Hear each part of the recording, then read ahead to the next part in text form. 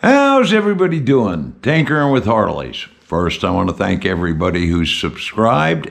And if you're watching these videos and you enjoy them, by all means, please subscribe.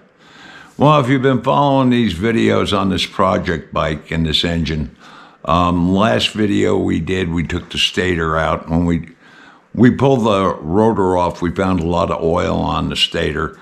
So we investigated that, and we found out that we had a leaking seal on the crankshaft. So if we use this lower end, that'll have to be replaced. But today what we're going to be doing is we're going to measure the run out on the pinion shaft and the crankshaft to see where they're at, to see if it's usable or unusable, if it's in specs or out of specs. So we'll get right to it. Okay, so we're all set up. We got our dial indicator gauge to check the run out on the crankshaft, which is this right here. We're on the crankshaft side. And this is the seal that I was talking about that was leaking when we took the stator out. That's why the stator was soaked with oil. So if we wind up using this case, this will all have to be changed. But from what I've seen so far, everything is looking pretty good. But now we're going to find out what kind of run out this has. Now, on the crank side, according to Harley Davidson, 2,000s to 5,000s is within tolerance on the run out on the crank. So we're going to go ahead now and we're going to do that.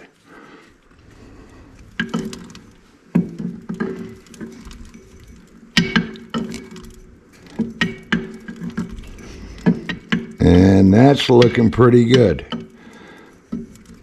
That's right at 2,000s, about 2,500s.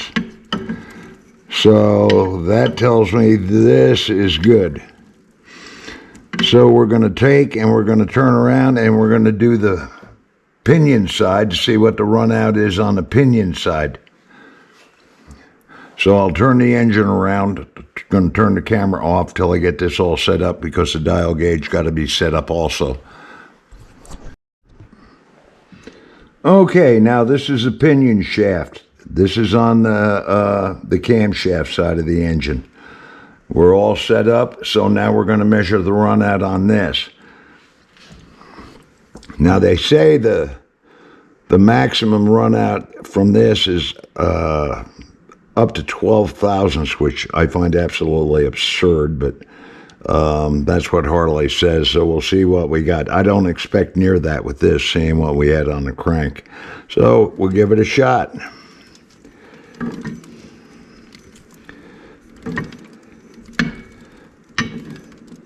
And that is right at 3 thousandths. So this is good. So this is what we wanted. Now, I suspected this, and as I looked in here, I know the lower end is new.